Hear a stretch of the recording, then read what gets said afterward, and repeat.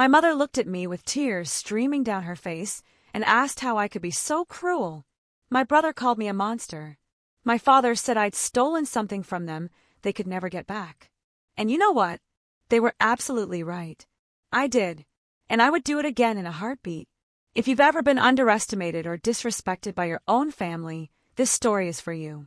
Hit that like button and subscribe, because today's story is about the sweetest revenge of all, consequences. My name is Cynthia, and I've been deaf since birth. So has my husband, Samuel. We both have stable careers, we own our home, and we've built a beautiful life together.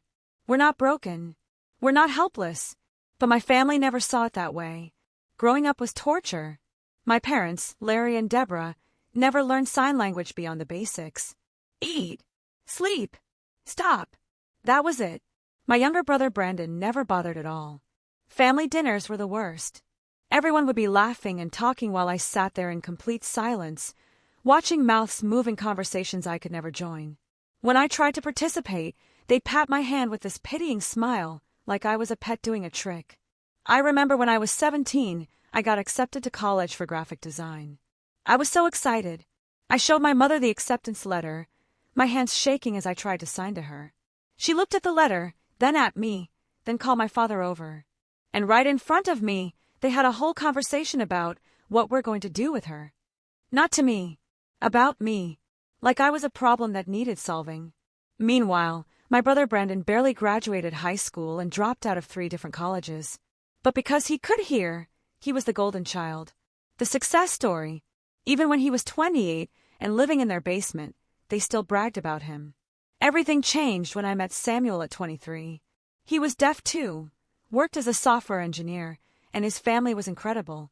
They were hearing, but they'd learned sign language fluently when Samuel was a baby. Being at his family dinners felt like coming home for the first time. His parents, Pamela and Gregory, actually talked to me, actually included me. It was everything I'd never had. Samuel and I got married at 25. My family complained the entire time because the ceremony had an ASL interpreter and took longer. My mother actually said, "It's just so inconvenient for everyone else." Everyone else. Not me. Not Samuel. Everyone else. At the reception, Brandon got drunk and started mocking the way I sounded when I used my voice. "Come on, CYN, just talk normal for once," he slurred. Samuel had to step between us, and my parents just looked embarrassed. Not of Brandon, of me, for causing a scene at my own wedding. After that, we moved 6 hours away. We stopped visiting for holidays. My parents would call Samuel's parents to check on us because they genuinely believed his family was taking care of us. Like we were children who needed supervision. Then, at 32, I found out I was pregnant. I took 3 tests before I believed it. When I told Samuel, we were overjoyed. But almost immediately, the fear set in. If our baby was born deaf, my family would treat her exactly like they treated me. And if she was born hearing, they'd try to take her away, saying 2 deaf parents couldn't raise a hearing child properly. We couldn't win either way. Samuel and I talked for weeks. We made lists, considered every option, and finally made a decision that felt extreme but necessary. We wouldn't tell my family about the baby.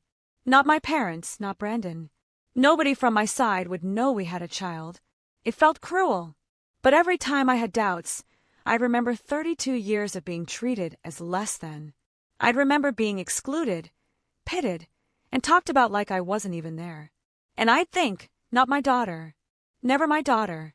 The planning started immediately. We told my parents I had health issues and couldn't visit. I deactivated all my social media. We chose a hospital 45 minutes away. We listed Samuel's parents as emergency contacts on every single form. Emma was born on a Tuesday in March. She was perfect.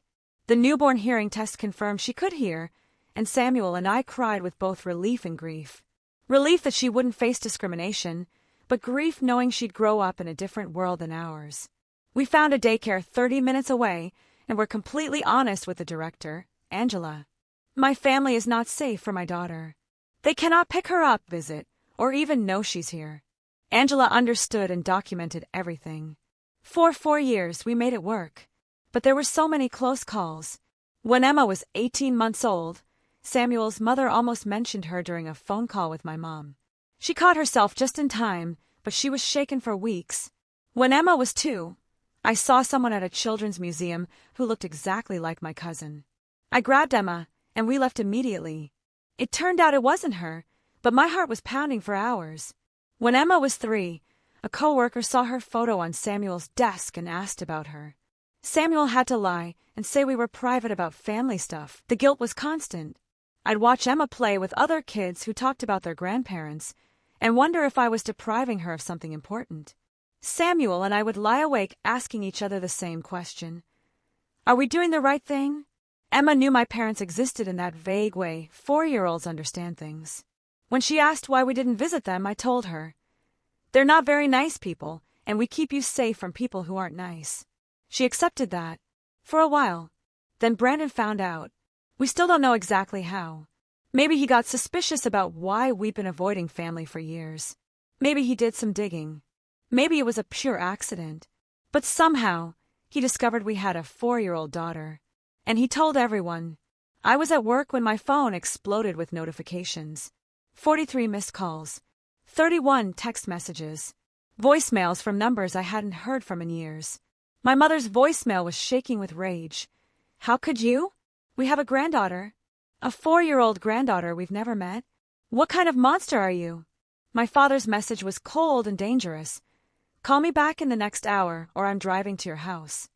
Brandon's text was simple. You're disgusting. Keeping a kid from her family because you're bitter. You're a selfish bitch. I turned my phone off, got in my car, and drove home shaking so badly I could barely hold the wheel. Samuel was already there. His phone had gotten the same treatment. We held each other while my phone vibrated angrily in my purse. We had 2 hours before Emma's pickup time. 2 hours to protect our daughter. Samuel called the preschool immediately. Under no circumstances can anyone accept us or my parents pick up Emma. I'm sending photos of 3 people who are banned from the premises. Then we called our lawyer. She said, "You're legally protected. No established relationship means no grandparents' rights. But document everything. If they show up, call the police." That evening, the emails started. Long messages from my mother about family and forgiveness. From my father about doing the right thing. From Brandon calling me bitter and selfish. Not once did any of them apologize. Not once did they acknowledge 32 years of treating me like I was broken. They just demanded access to my daughter. And that's when I stopped feeling guilty. I spent 3 days writing an email. I laid out everything. Every silent dinner. Every pitying smile.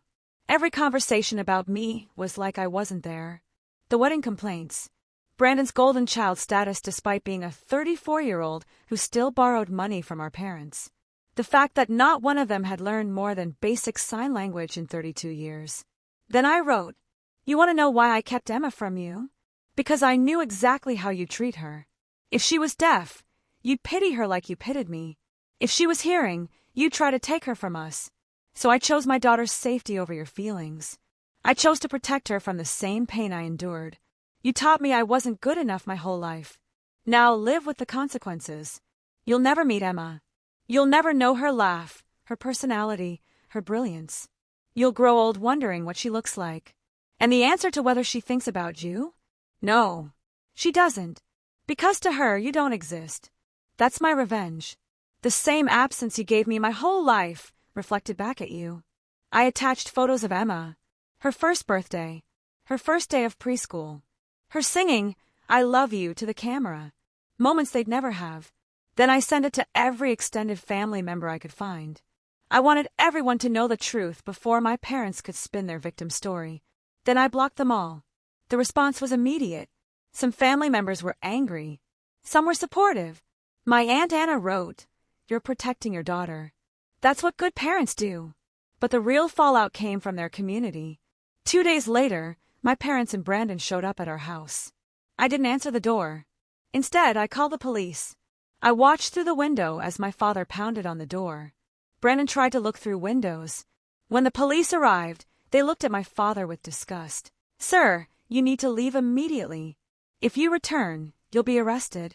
My father tried to argue. "That's my daughter. You have no rights here. Leave. Now." They left.